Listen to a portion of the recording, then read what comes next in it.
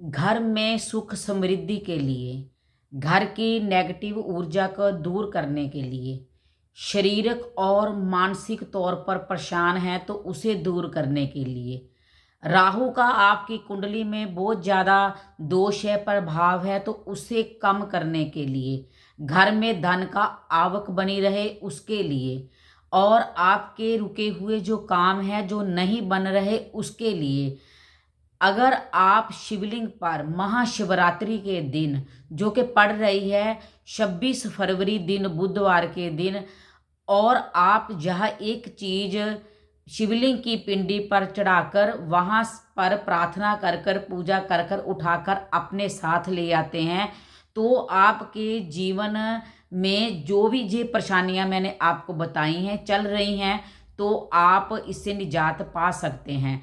अगर शारीरिक और मानसिक तौर पर परेशान है, कष्टों ने घेर रखा है, संकटों से आपको छुटकारा ही नहीं मिल रहा, तो भी आप जिस चीज़ का इस्तेमाल कर सकते हैं। और अगर धन का आपको अभाव है तो भी आप इस चीज़ का सुख समृद्धि के लिए इस्तेमाल कर सकते हैं। तो मैं सुमन खन्ना आपका स्वागत करती हूँ। उम्मीद करती हूँ आप सभी ठीक होंगे, स्वस्थ होंगे, खुश होंगे। भोलेनाथ की कृपा आप सभी पर बनी रहे, ऐसी मेरी उनसे प्रार्थना है। तो हमने 26 फरवरी को महाशिवरात्रि का जो शिवलिंग की हमने पूजा करनी है, पूरी श्रद्धा से पूरी भाव से उनकी पूजा करनी है। ये साल का हमारा त्योहार है महाशिवरात्रि का। इस दिन जो भी ये यूनिवर्स में ब्रह्मांड की जो भी शक्तियाँ होती हैं वो बहुत ऊर्जावान होती हैं, बहुत पावरफुल डे होता है। तो इस दिन हम भोलेनाथ की पूजा कर कर अपनी सभी मनोकामना पूरी कर सकते हैं। तो आपने जैसे भी आप भोलेनाथ की पूजा करते हैं इस दिन आपने अपनी पूजा करनी है।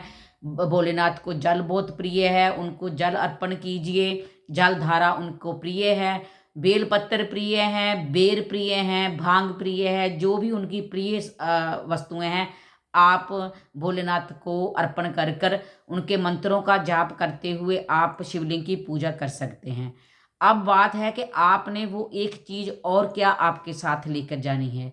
तो आपने उस दिन मंदिर में अपने साथ 2 लौंग का जोड़ा आपने लेके जाना है। 2 लौंग लेके जाने हैं आपने, एक जोड़ा लौंग का हो गया वो लेकर जाना है आपने अपने साथ।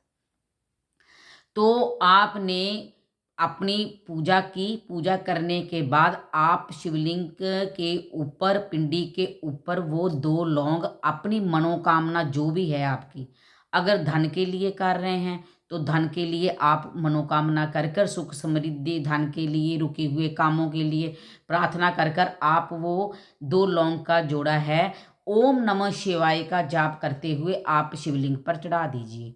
चढ़ाने के बाद वहाँ पर बैठकर आप ओम नमः शिवाय का जाप करते रहिए। अगर आपको 1 सेकंड का भी टाइम मिल सकता है, मिलता है, 1 मिनट का टाइम मिलता है, आप अपने मन में वो अपनी पूजा कीजिए और प्रार्थना कर कर वो लौंग आप उठाकर ले आइए। अगर आपने धन के लिए इसका उच्चारण किया है, भगवान से प्रार्थना की है, सुख समृद्धि के लिए की है, रुके हुए कामों के लिए की है, तो आप इसे लेकर आकर आप अपनी तिजोरी में इसे रख दीजिए अगले महाशिवरात्रि तक। इसे वहाँ पड़े रहने दीजिए। आपके घर में रुके हुए काम बन जाएंगे। आपका जो भी आपके धन की आवक नहीं हो रही वो होनी शुरू हो जाएगी, आपके काम बनने शुरू हो जाएंगे।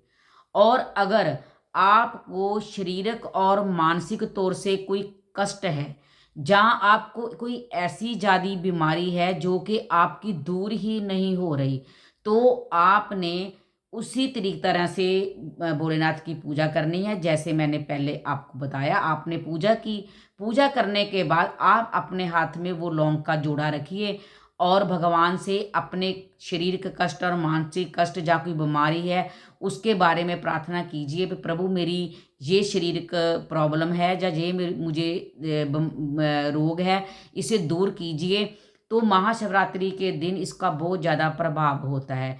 तो आपने अपनी प्रार्थना करते हुए वो जो 2 लौंग हैं आपने शिवलिंग पर अर्पण कर देने हैं और उसके बाद आपने जल के साथ उन लौंग के ऊपर आपने ओम नमः शिवाय का जाप करते हुए जब तक आपके लोटे में जल है उन लौंगों के ऊपर आप धीरे धीरे के वो गिरे ना, आप धीरे धीरे डालते डालते उनका अभिषेक कर दीजिए। और उसके बाद आप भोलेनाथ से प्रार्थना कीजिए, मैं आप पर चढ़े हुए जे लौंग प्रसाद के रूप में ले जाकर घर पर, अगर कोई घर पर कोई दूसरा मेंबर को जो प्रॉब्लम है तो आप उसे ले जाकर और उसे प्रसाद के रूप में आप खिला दीजिए। आपको दिक्कत है तो आप इसे प्रसाद के रूप में इसे ग्रहण कर लीजिए, तो इससे धीरे धीरे आपके जो रोग हैं वो दूर हो जाएंगे। ये महाशिवरात्रि का बहुत बड़ा आपके लिए भोलेनाथ की तरफ से एक तोहफा होगा कि आपका शरीर स्वस्थ हो जाएगा।